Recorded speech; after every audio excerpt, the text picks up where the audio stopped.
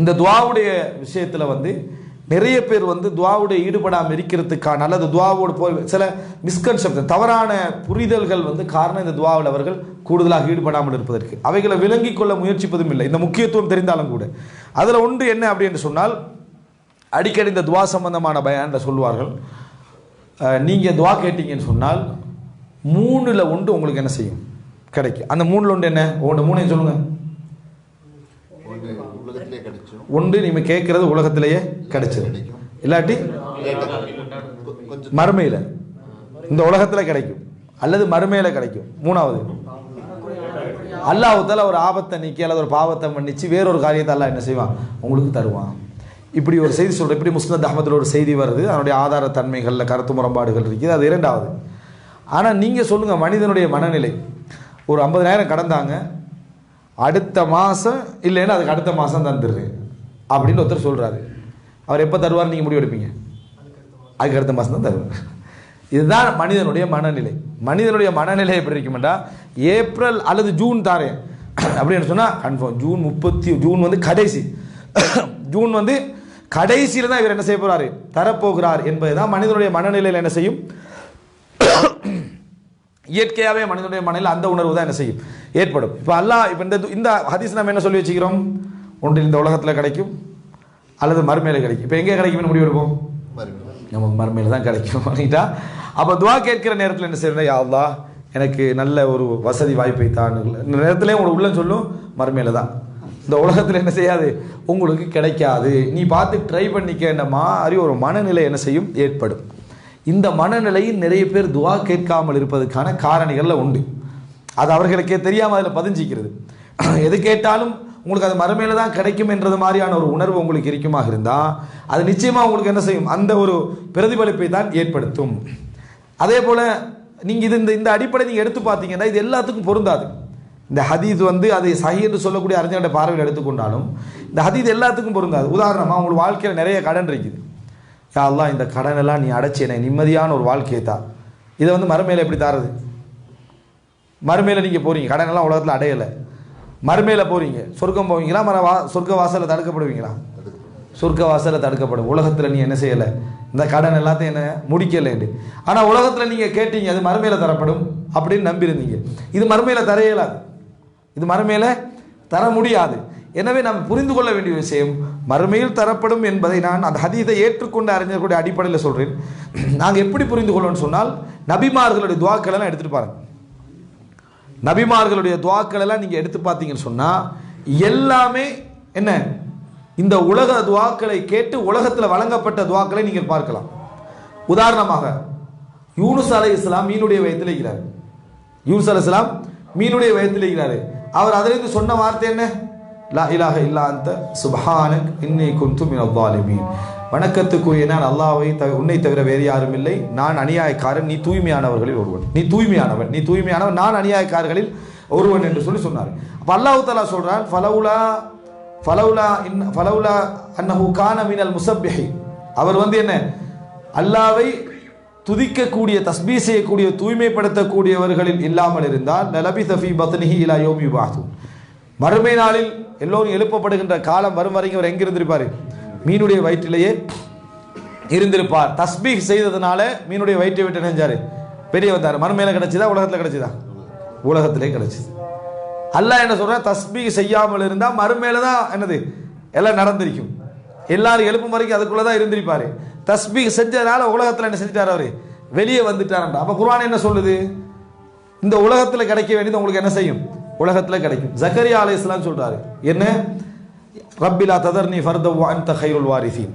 யா அல்லாஹ் என்னை தனியே விட்டு விடாது, சொத்து அதாவது என் சொத்துக்களை எனக்கு பின்னால் சொந்தக்காரர் ஆக்குகின்றவர்களில் நீதான் மிகவும் சிறந்தவன். அப்படின்னா அர்த்தம் என்ன, அந்த துஆவுடைய அழகை பாருங்க.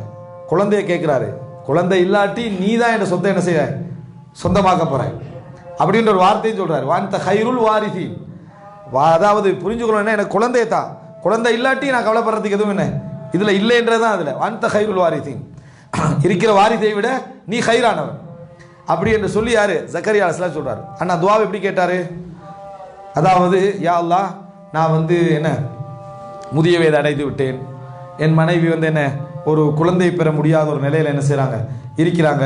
யாலா எனக்கு குழந்தை தா, யாலா எனக்கு குழந்தையை தாண்டி என்ன செய்கிறார் ஜக்கரியா அலைஹிஸ்ஸலாம் கேட்குறாரு.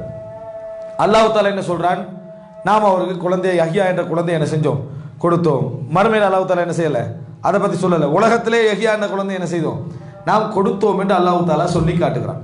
அப்போ அவங்க கேட்டதை உலகத்தில் அவங்க தான் கிடைக்காட்டி கூட மிகவும் தக்குவாவோடும் மிகவும் நம்பிக்கையோடு இருக்க முடிந்தவர்கள் யார், நபிமார்கள். அவர்களுக்கு அல்லாஹ் உலகத்தில் என்ன செஞ்சிடறான், அதை கேட்ட உடனே கொடுத்தேன்னு பார்க்குறோம். அந்த துவாவுக்கு எங்களோட துவாவுக்கு என்ன வித்தியாசம், யா அல்லாஹ் எல்லா ட்ரீட்மெண்ட்டும் பண்ணிக்கிறோம், திருமணம் முடிச்சு இப்போ தான் 2-3 வருஷம், நாங்கள் கூட இளமையாக ஆகிக்கிறோம், குழந்தையை தான் அல்லாஹ் உதவி செய்கிற மாதிரி தான் எங்களோட துவாய்க்கும்.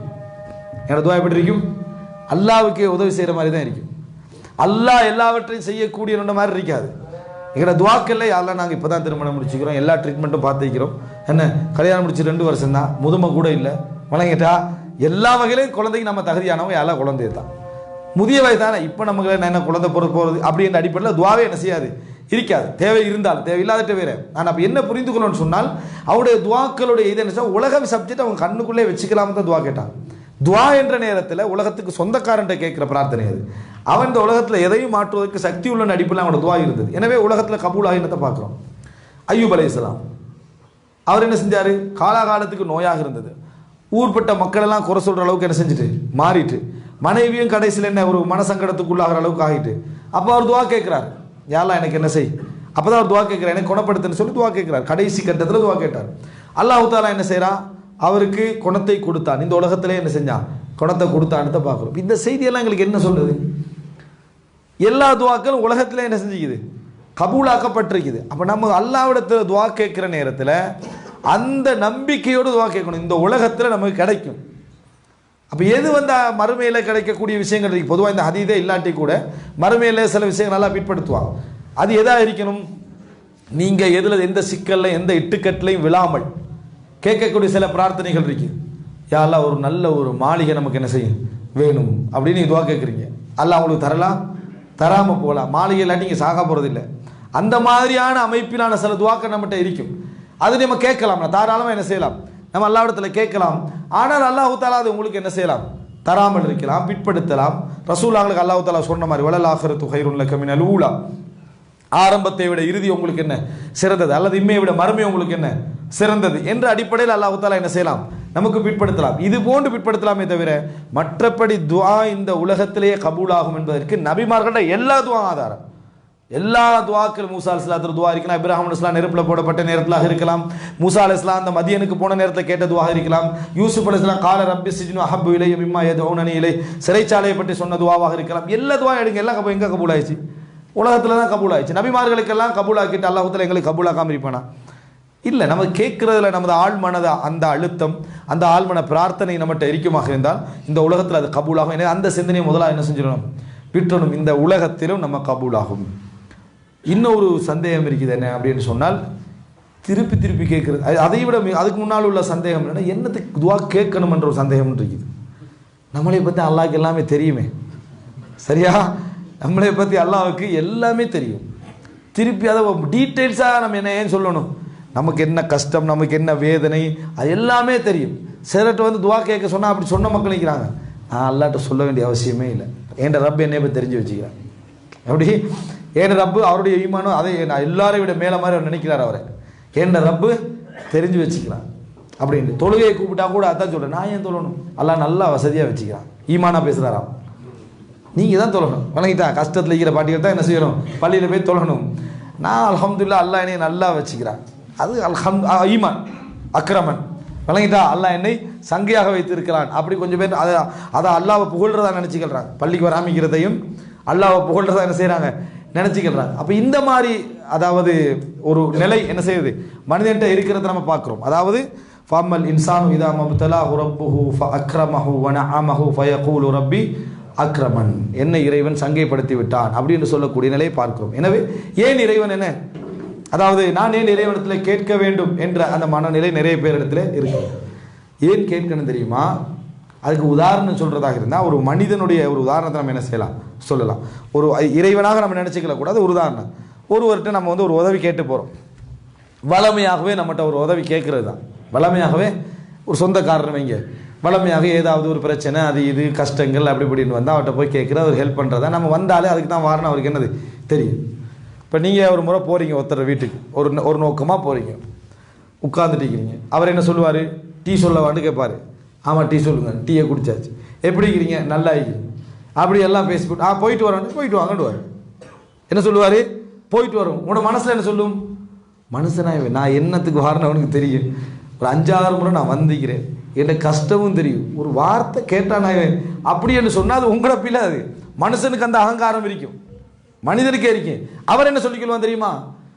கேட்டால் என்ன பிரச்சனை இவனுக்கு பாரு, அவருக்கு அதில் ஒரு கௌரவம், அதில் ஒரு அவன் சொல்லிக்கிறது, இவன் சொல் 2 பேரும் நல்லது செய்யறதில்லை வணங்கிட்டா இப்படி சொல்றது. இந்த பெருமை யாருக்கு வரலாம்? அல்லாஹ்வுக்கு வரலாம். கேட்டால் என்ன பெருமையோ அல்லது என்னது நான் என்ன இந்த மாதிரி 2 பேரும் செய்யறது பிள்ளை. இறைவனுக்கு அந்த அகங்காரம், அந்த பெருமை, அந்த அதாவது கிபிரியத்தை எல்லாம் இறைவனுக்கு உண்டு. அவன் தான் எல்லாத்துக்கும் சொந்தக்காரன், அவனுக்கு வரலாம். மனிதனுக்கே இது வருது. இவன் எதுக்கு வந்திக்கிறான்னு தெரிஞ்சாலும் சரி அவனா சொல்லணும், கேட்கணும் அவன் என்கின்ற உணர்வு மனிதனுக்கு வருதுண்டா. எல்லா பெருமைக்கும் உரிய அல்லாஹ் என்ன செய்வான்? சொல்ல. அப்ப நீ உனக்கு என்னன்னு தெரிஞ்சு நான் பார்த்து செய்யணும்னு நினைக்கிறதே உன் அகங்காரம், என்ன உன்னை பெருமை. இறைவனிடத்தில் நம்ம சொல்லணும், யா அல்லாஹ் நான் கஷ்டத்தில் இருக்கிறேன், எனக்கு நோய்கள் அதிகமாக என்ன செய்ய போயிட்டு இருக்குது, என்ன நிலையை நீயே என்ன செய்கிறாய் பார்க்குறாய், என் வேதனையை என்னை விட நீ அறிந்தவன். எனக்கு குழந்தை இல்லாமல் இருக்கிற நேரத்தில் நான் படுற வேதனை நீ பார்க்குறாய், என் மனைவி படுற வேதனையை பார்க்குறேன், எனக்கு குழந்தை ஒன்று தா, நீ அதாவது சாலிகான ஒரு குழந்தையை தா, உன்னை பொருந்தி. இப்படி நம்ம அல்லாட்ட சொல்கிறோம் பாருங்க. நம்ம அடிமை என்பதற்கான ஆதாரம், நாங்கள் அடிமை என்பதற்கான ஆதாரம் அது. சூஃபிகள் சொல்வார், ஹஸ்பி மின் சுஆலி இல்முஹு பிஹாலி, நான் இறைவனத்தில் கேட்க வேண்டிய அவசியமே இல்லை, எனது நிலை அவனே தெரிந்தவன், அதுவே போதுமானது. இப்படி சூஃபித்துவ வார்த்தை ஒன்று இருக்குது. அப்படி இல்லை, அடிமையாக ஒருத்தன் இருக்கிறதாக இருந்தால் இறைவன்கிட்ட வாயை திறந்து சொல்லணும், கெஞ்சணும், இறைவனிடத்தில் சொல்லணும். அதுதான் நீங்கள் அடிமை இடத்துக்கான ஆதாரம். வாயை திறந்து கேட்கக்கூடிய தன்மையே நம்ம உபூதியத். அடிமை என்பதற்கான ஒரு ஆதாரம் என்பதை புரிந்து கொள்ள வேண்டும். உபூதியத்தை வெளிப்படுத்தக்கூடிய எத்தனையோ இடங்கள் இருக்கு, மனிதனுடைய அடிமைத்துவத்தை வெளிப்படுத்தக்கூடிய எத்தனை இடங்கள். ஒருத்தர் அல்லா இடத்துல அடிமையாக இருக்கிறது அல்லாஹ்க்கு உயர்ந்த பதவி. அல்லாட்ட மனிதனை பொறுத்த வரைக்கும் நம்ம அடிமையாகிக்கிற பிழை. இறைவனிடத்தில் உயர்ந்த பதவி அது. நம்ம எவ்வளவுக்கு எவ்வளோ அடிமையாகிறோமோ அவ்வளவுக்கு அவ்வளோ உயர்ந்த பதவி. அதனால தான் நம்ம பார்க்குறோம் என்னது அப்துஹு வ ரசூலுஹு. நம்ம என்ன சொல்கிறோம்? அல்லாஹ்வுடைய அடிமை, அவனுக்கு தூதர். முதலாவது தூதரை சொல்லலை, அடிமை. அதே போல் சுப்ஹானல்லதி அஸ்ரா பி அப்திஹி, தனது அடியானை மஸ்ஜிதுல் அக்ஸாவுக்கு அழைத்து சென்ற அல்லாஹ் தூய்மையானவன். இப்போ இறைவன் என்ன செய்யறான்? அப்து என்ற வார்த்தையை தனக்கு நெருக்கம் என்றதுக்காக அல்லாஹ் தஆலா யூஸ் பண்ணுறது நம்ம என்ன செய்கிறோம் பார்க்கிறோம். எனவே அன்புள்ள சகோதரர்களே, நாம் இயன்ற அளவுக்கு ஏன் துஆ கேட்க வேண்டும் என்கின்ற மனநிலை அப்படி என்று சொன்னால், நாங்கள் அடிமை, இறைவன்கிட்ட கேட்கணும், வாயை திறந்து கேட்க வேண்டும், அதனால் தான் கேட்கிறோம் என்ற விளக்கத்தை சொல்லிக்கங்க, அது கிளியர் ஆகிடும். இப்போ நீங்கள் என்ன செய்வீங்க? ஏன் இறைவனுக்கு தெரிந்தானே ஏன் கேட்க தேவையான சிந்தனை விட்டுருவீங்க. அடிமை என்ன, நான் ஒவ்வொன்றா விலாவாரியாக இறைவன்கிட்ட சொல்லணும், இறைவன்கிட்ட என்ன செய்யணும்? சொல்லணும், முறைப்படணும். இன்னும் சொல்ல போனால் அந்த மாதிரி விலாவாரியாக நம்ம சொல்கிற நேரத்தில் நிம்மதியும் ஏற்படும். தீர்வே தேவையில்லை, சில நேரங்களில் நிம்மதியும் ஏற்படும். நீங்கள் பார்க்கலாம், சிலர் கஷ்டத்தில் வேதனையில யாரையாவது தெரியும், பெரும்பாலும் இந்த உலமாக்கல் மார்க்க உரைகள் நடத்தக்கூடியவங்கள்ட்ட நிறைய பேசிக்கிட்டு இருப்பாங்க. ஏதா இப்படித்தான் நான் இப்படி கஷ்டப்பட்டேன் அந்த மாதிரி அப்படின்னு சொல்லிட்டு இருப்பாங்க. அது ஏன் சொல்கிறாங்கன்னா, தீர்வு தேடுறதுக்கு இல்லை, பேசினாலே ஆறுதல். என்ன பேசுகிறத கேட்டாலே அது ஆறுதல். கணவன்மார்கிட்ட மனைவிமார்கிட்ட செய்வாங்க, நிறைய ஒவ்வொன்றையும் சொல்லிக்கிட்டு இருப்பாங்க. தெரிந்த விஷயத்தை டெய்லி போட்டு சொல்லிட்டீங்களான்னு நம்ம என்ன செய்வோம்? எரிச்சலாக இருப்போம். அது அதில் அது சொல்லி முடிக்கவே நீங்கள் சும்மா கேட்டாலே போதுமானது. நீங்கள் சாதாரணமாக சும்மா கேட்டாலே போதுமானது ஆறுதல். சிலர் நீங்கள் பார்க்கலாம், ஹெட்ஃபோனை அடிச்சுட்டு வெளிநாட்டில் இருக்கக்கூடிய சகோதரர்கள் 1 மணி நேரம் 2 மணி நேரம் பல வேலை செஞ்சு முடிச்சுப்பாங்க. திடீர்னு பார்த்தா ஹலோன்றாங்க, பார்த்தா ஒன்லைனில் அங்கே பேசிட்டுக்கிறாங்க. என்ன மனைவியோட பேச்சு நடந்துட்டாங்க. இது எல்லா வேலையும் செஞ்சு முடிஞ்சு அதை முடிஞ்சு இந்த உள்ள முன்னாளோட பேசி முன்னாளோட சலான்னு சொல்லி 5 நிமிஷம் அவரோட பேச்சியும் போகுது. என்ன எல்லாம் பேசி முடிஞ்சு சொல்லுங்கன்றது இங்கே பார்த்த லைனில் தான். ஏன் சொன்னால் ஆறுதல், சொன்னால் என்ன, அது உலகத்தில் எல்லாருக்கும் உள்ள ஒரு விஷயம். அது ஒரு 1/2 மணி நேரம், ஒரு 20 நிமிடம், ஒரு 15 நிமிடம் கேட்டுக்கொள்றதுக்கு தான் யாரும் இல்லை. எவனா இன்றைக்கு கேட்கறதுக்கு நிற்கிறாங்களா? கேட்கறதுக்கு அவருடைய புராணத்தை பாட ஆரம்பிச்சிட்டான்னு ஓடிடுறான். அது புராணம் பாடினா உடத்த அது வேற. ஆனால் கவலைகளை வேதனைகளை சொல்வதற்கு யாரும் இல்லை. நான் பட்ட கஷ்டம் மாதிரி உலகத்தில் யாரும் பட்டிலேன்னு சொல்கிற நேரத்தில் நீங்கள் என்ன கஷ்டப்பட்டீங்க, நான் பட்டதை பார்க்கணுமே என்று சொல்கிறதுக்கு தான் 4 பேர் இருக்கிறான். எவனும் கேட்குற லெவலில் யாருமே இந்த உலகத்தில் இல்லை. அப்போ நீங்கள் இறைவன்கிட்ட முறையிடுற நேரத்தில் பெரிய ஆறுதல் உங்களுக்கு என்ன செய்யும்? இறைவன்கிட்ட நீங்கள் எல்லாம் விலாவாரியாக சொல்கிறது, கையேந்தி யா அல்லாஹ் அப்படின்னு அந்த ஒரு 2 நிமிடம் நின்று அந்த விஷயங்கள் எல்லாம் இறைவன்ட்ட சொல்கிறேன். இந்த படைச்ச ரப்போடு இந்த படைப்புகள் எல்லாம் தொடர்பு வர நேரத்தில் ஏற்படுற ரூஹானியத் உயிரோட்டம் மாதிரி உலகத்தில் வேறு எதில் ஏற்படாது, ஏற்படவே செய்யாது. தஹஜ்ஜுதில் எழுப்பி 2 ரக்காத் தொழுது உட்கார்ந்துட்டு ரப்ப நினச்சி 2 ரக்காத்து தொழுது அந்த கையேந்தி கேட்குற அந்த துவா இருக்குது, அதில் உள்ள உயிரோட்டம் போல், அதில் உள்ள நிம்மதி போல், அது உடலுக்கு கொடுக்கக்கூடிய தெம்பு போல் உலகத்தில் வேறு எதுவும் என்ன செய்யாது, கொடுக்க போவது கிடையாது. ஆனால் நம்ம அந்த துவாவுடைய அந்த பெருமதியை என்ன செய்கிறோம், இழந்து நிற்கிறோம். இன்னும் சிலருக்கு ஒரு சந்தேகம், திருப்பி திருப்பி ஏன் கேட்கணும், அது ஓகே, இப்போ நீங்கள் சொன்னது ஓகே, இறைவனுக்கு நம்ம சொல்லணும், அதெல்லாம் ஓகே, திருப்பி திருப்பி திருப்பி திருப்பி ஏன் கேட்கணும், அதான் அல்லாட்ட எல்லாம் சொல்லிட்டாச்சு. அப்படி இதே கொஞ்சம் அடிமைத்துவத்துக்கு மாற்றம் தான். ஆனாலும் நம்ம திருப்பி திருப்பி கேட்கணும்னு கூடுதலாக யார்கிட்ட விரும்புவோம்னா நெருக்கமானவர்கள்ட்ட தான் விரும்புவோம். அதை நீங்கள் புரிஞ்சுக்கிறீங்களா இல்லையான்னு தெரியலை. வாழ்க்கையில் நீங்கள் சில தத்துவங்களை யோசிச்சு பார்த்தீங்கன்னா நெருக்கமானவர்கள்ட்ட தான் திருப்பி திருப்பி பேசணும் விரும்புவோம். ஒரு ஃப்ரெண்டு உங்களுக்கு என்ன செய்கிறான், ஃபோன் பண்ணி ஒரு ஒரு ஹெல்ப் கேட்குறான், ஒரு வீட்டை கேட்குறான், ஒரு கொஞ்சம் காலத்துக்கு, அல்லது என்ன ஒரு பணத்தை கேட்குறான்னு வைங்க, உடனே ரெஸ்பான்ஸ் பண்ணுவோம். இன்னும் கொஞ்சம் நீங்கள் 5 மினிட்ஸில் ஒன்று எஸ் நோ எப்படி உடனே ஒன்று சொல்லி இப்படி தான் கோச்சிக்கலாது இந்த மாதிரி இல்லை சொல்லிடுவோம். அல்லது என்ன தாரேன் நாளைக்கு வா அப்படி தான் சொல்லிடுவோம், உடனே ரெஸ்பான்ஸ் பண்ணிடுவோம். மனைவி ஃபோன் பண்ணுறான், உன் உடுப்பு வாங்க போகணும் அப்படின்றான், இரி வாங்குவோம் அப்படின்னு நிறுத்திடுவோம்.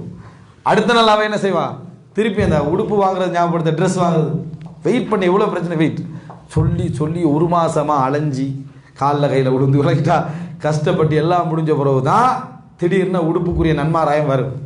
இன்றைக்கு போவோமா அப்படின்னு வரும். ஒரு புள்ள ஒன்றை வாங்கி கேட்குறான், ஸ்கூலில் யாரோ ஏசுவான்னா தான் அவசரமாக வாங்கி கொடுத்துடுறது. அப்படி இல்லாத ஒன்றா இருந்தால் இரு அப்படின்னு சரி பிள்ளைக்கு நம்ம என்ன செஞ்சுருவோம், திருப்பி அவன் 1000 முறை கேட்பான் அவங்கள்ட்ட. ஏன்னா உங்களோட நம்பிக்கை என்ன தெரியுமா, நம்மள்கிட்ட தவிர எனக்கு வேறு வழியே இல்லை, மனைவி நம்மகிட்ட தான் வரணும், அடுத்து என்ன பிள்ளை நம்மகிட்ட தான் வரணும். இது எப்போ உடையும், இவருக்கு 60 வயசாயிரும் பாருங்க, யாருக்கு வாப்பாக்கு 60 வயசாகி முன்னால் ஒரு சேர் போட்டு கொடுத்துருப்பாங்க, உட்காருங்க, மகன் சம்பாரிச்சிட்டு இருப்பான். அப்போ தான் அவருக்கு அந்த வழி என்ன செய்ய விளங்கு. அவங்க அதை இப்போ காட்டு, மகன் தான் எல்லாம் சம்பாரிச்சு தாரான கொஞ்சம் சத்தப்படம் இருந்தால் என்னென்னு கேட்பாங்க பாருங்க. அந்த நேரத்தில் தான் ஓ இது எவ்வளவு பாரமானது, எவ்வளோ வழியானது என்ற சிந்தனை நமக்கு வருதா இல்லையா. நம்ம என்ன புரியும்னு சொன்னால் திருப்பி திருப்பி சொல்லுடைய நோக்கம் என்னென்னா, என்னை தவிர உனக்கு வேறு வழி இல்லை எடுத்து நீ ஏற்றுக்கணும். அது நமக்கு தெரியாமலே உள்ளத்தில் இருக்கும். நான் அதனால் இப்படி சொல்கிறதெல்லாம் சரி, இப்படி மனிதனுக்கு இப்படி செய்கிறதெல்லாம் சரின்னு சொல்ல வரலை. 7 ஏழு அல்லது கொஞ்சம் அந்த மன உடையாமல் சமாளிக்கணும், அது வேறு, அகங்காரமாக நடந்து கொள்ளக்கூடாது. ஆனால் இறைவனை பொறுத்த வரைக்கும் உனக்கு என்ன தவிர வேறு வழி இல்லை நீ ஏற்றுக்கொள்ளணும். அதுக்கு என்ன வழி, யாரெல்லாம் எத்தனை நாளாக நான் கேட்குறேன்னு சொல்லிடக்கூடாது.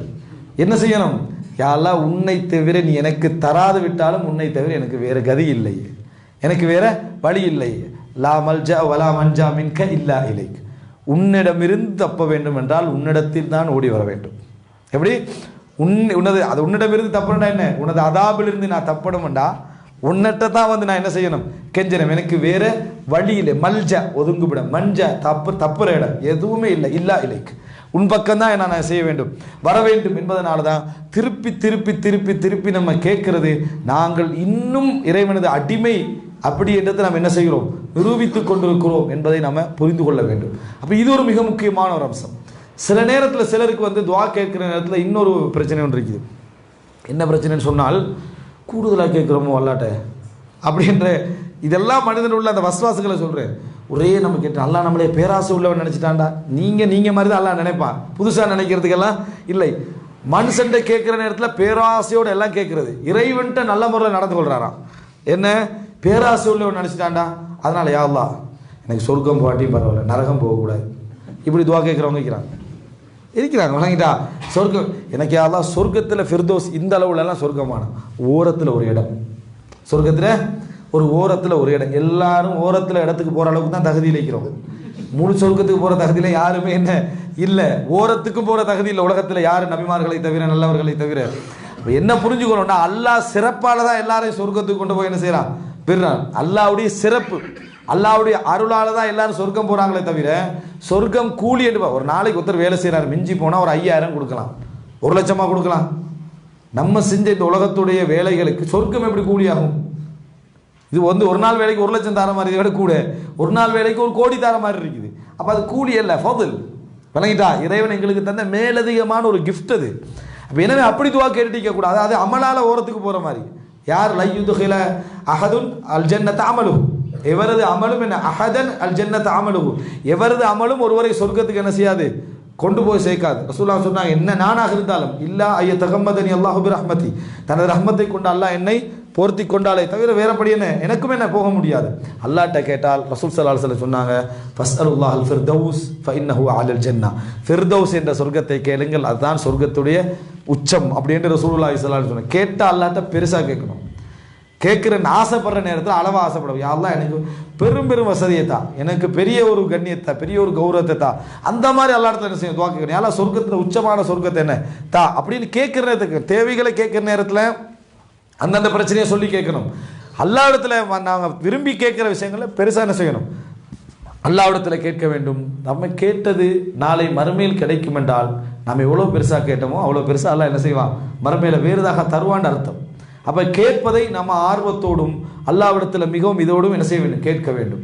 அடுத்து கேட்குற நேரத்தில் வந்து அல்லாவுக்கு உதவி செய்கிற மாதிரி கேட்குறது, அல்லாவுக்கு ஒரு ஹெல்ப் பண்ணுற மாதிரி துவா கேட்குறது. யா அல்லாஹ் நீ விரும்பினா தான் துவா கேட்குறது. எப்படி நீ விரும்பினால் தா அப்படின்னா என்ன, விரும்பாட்டி தராத அப்படித்தானே. இந்த மாதிரி ரசூலுல்லாஹ் சொன்னாங்க, நீ அல்லாஹ்விடத்தில் கேட்டால் இன்ஷித்த என்று சொல்லி கேட்க வேண்டாம், நீ விரும்பினால் நீ நாடினால் என்று கேட்க வேண்டாம். அல்லாஹ்வை நிர்பந்திக்கிறதுக்கு யாரும் இல்லை, தா என்று கேள். யாரெல்லாம் நீ தந்துதான் ஆக வேண்டும் என்று கேள், அல்லாஹ்வை நிர்பந்திப்பதற்கு யாருமே இல்லை என்று ரசூலுல்லாஹி ஸல்லல்லாஹு அலைஹி வஸல்லம் சொன்னார்கள். எனவே அன்புள்ள சகோதரர்களே, துஆல இதெல்லாம் நாங்கள் தவறுதலாக புரிந்த சில விஷயங்கள்.